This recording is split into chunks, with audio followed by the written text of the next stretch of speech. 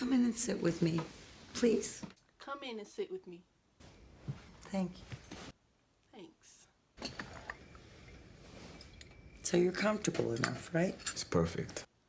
So you're comfortable, right?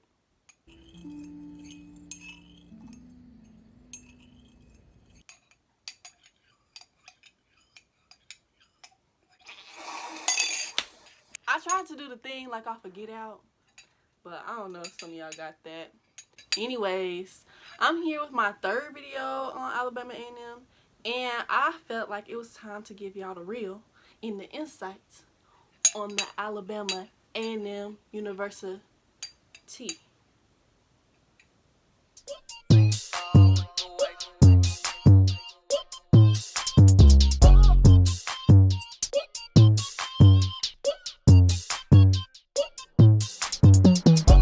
Okay, so I got my notes. What I'm about to tell y'all, cause baby, what's in here is some real tea. It's gonna be things that nobody really tells you that is just gonna hit you in the face when you first get to the school. So I think I might as well just go ahead and start from the beginning. When you first get to Alabama A&M, whatever dorm you're in, you're gonna realize that it's not any elevators except for in the new dorms, in Foster, and in Knight. That's the only place that has elevators. So if you're in any other dorm, you need to know that when you're taking your stuff in, you're going to be going up and down flights of steps. So to make things easier, you want to bring like some bins, you know, them little tubs. Hold on, let me go get one. Something like these right here. Or make sure you have plenty of bags so that way you can carry the stuff up and down to whatever floor you're going to be staying on. Sometimes they have people to help freshmen move in.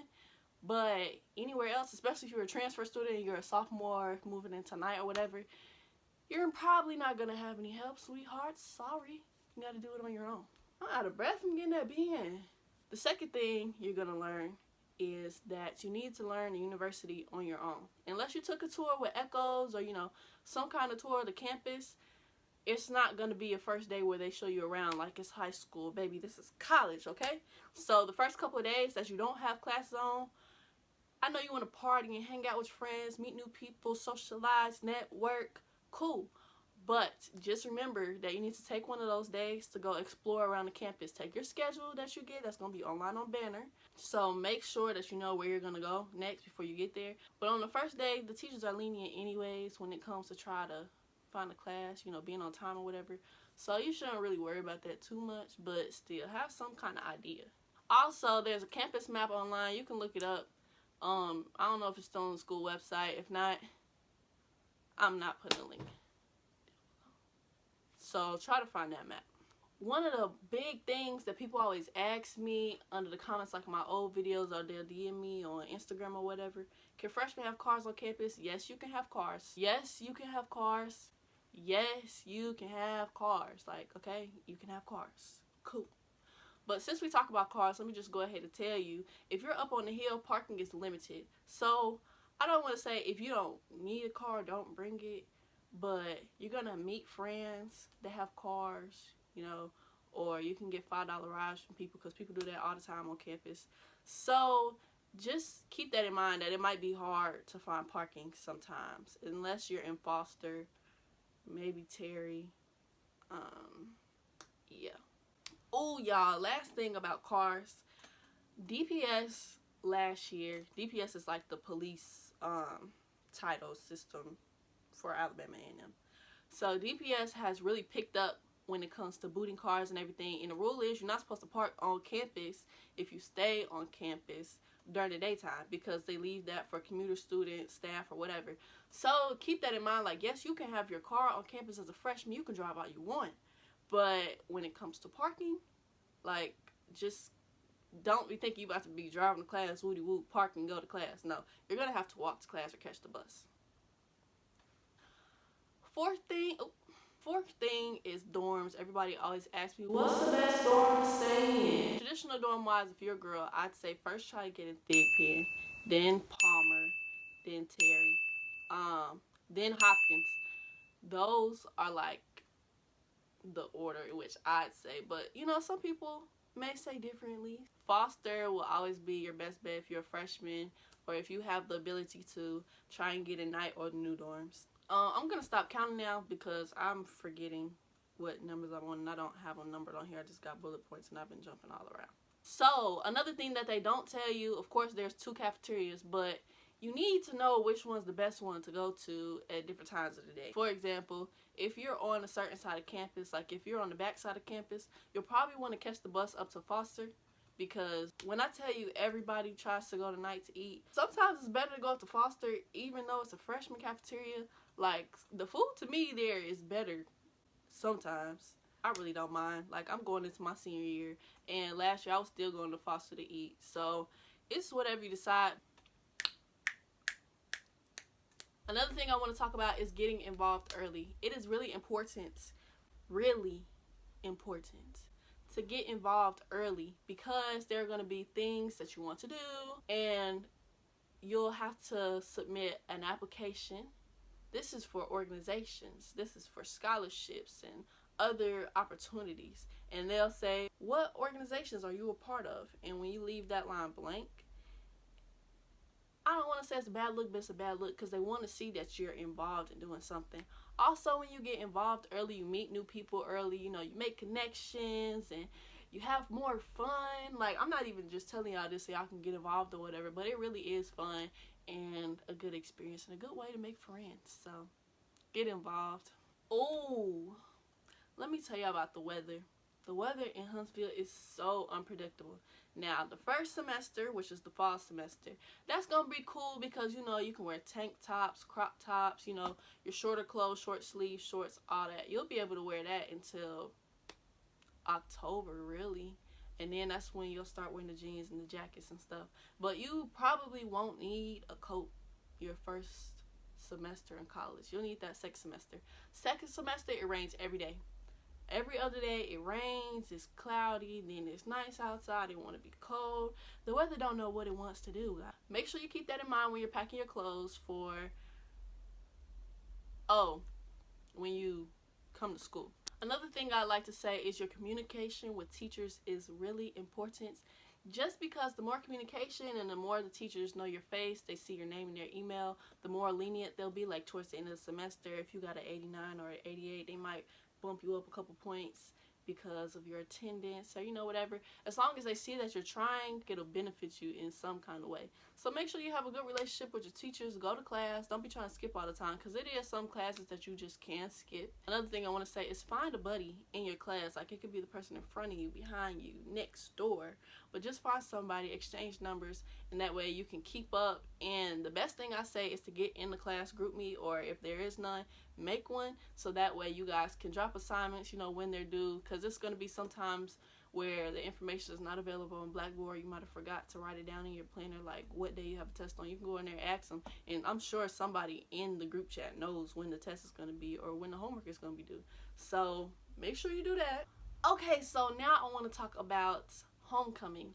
Homecoming. I'm going to tell you some do's, and I'm going to tell you some don'ts. Let us start off with the don'ts. Obviously, y'all, I'm going to say do not skip class for homecoming, okay? Because there are going to be times that, especially like I've been in class sometimes, and it will be nobody in class, like maybe a few students in class, and the teacher would give extra credit just because it was there. And the other students didn't know because they didn't show up to class. So that definitely can help you out. Do not wait until the last minute to get your tickets. Here's a clip of what it looks like if you wait towards the end of the week to try and get your tickets. This is the line for the homecoming tickets, fashion show, all that good stuff, everything but the step show. You gotta pay extra 10 for that. But yeah, to my line sisters, Kay, Zaria. So right now we're in line to get our all access pass for homecoming. It's only $10, okay? And we're here. We should play a Oh, game. here, this is for everybody. We should play a game, y'all. All right, what you want to play? I don't know. We should play. Shabuya. Shabuya roll call. Always losing by default. Not for position. Her name is Kay. Yeah. She here to stay. Yeah. And if you play, Yeah. you get punched in the face. Oh. Shabuya. Shabuya roll call. Nothing wrong with Zaria. Her name is Z. Yeah. She's smooth and clean. Yeah. And she's wearing pink. Yeah. Shoot. And as you can clearly see, the lines are extremely ridiculous. So make sure that you try and get it early or the week before if the tickets are available. Just get them as early as possible so that way you can avoid all this rah-rah. And my last don't is don't be a bum. Like, go to all the events. It's going to be super fun, and you don't get this opportunity too often because I don't even know if we're going to have a homecoming this semester, and this is going to be my last fall semester as an undergrad. So I might miss out, but I know that I was going to all the events before, so I've definitely had my time, and I wouldn't be mad because I've experienced how great it is. Hold on. Homecoming dues. Do go to every event. Do go to Fried Chicken Tuesday. Here's a couple Fried Chicken Tuesday. This was last year. Me and a couple of my friends, we were at lunch and night eating. You do Fried Chicken Tuesday and pizza. Tell them what all going on. Tootie, go ahead. Today is Fried Chicken Tuesday. and you're eating Pizza that Jalen done bit off already. Fried chicken too, you got your pizza.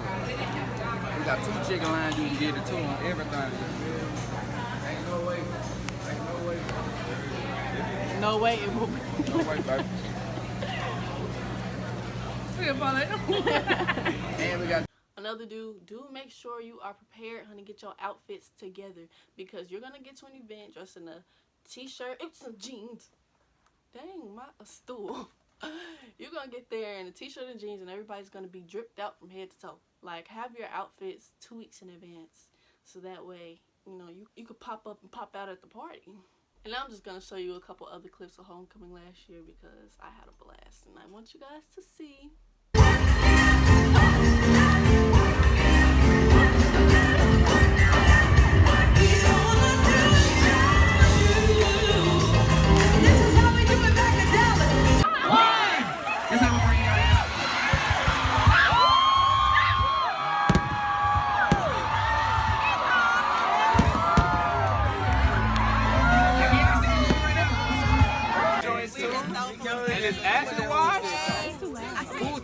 And we got a set over there. A&E versus everybody. Come close. Everybody, I only have 2 I can't find her right now.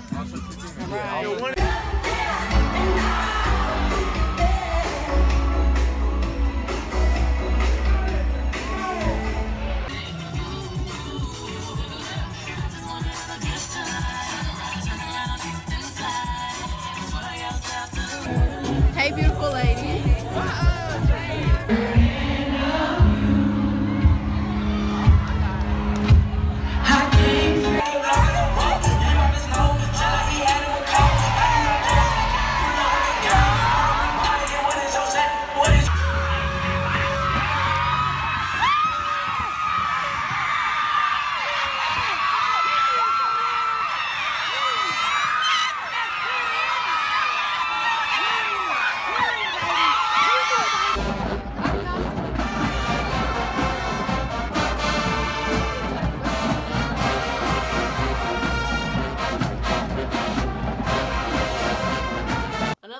Talk about is the communication.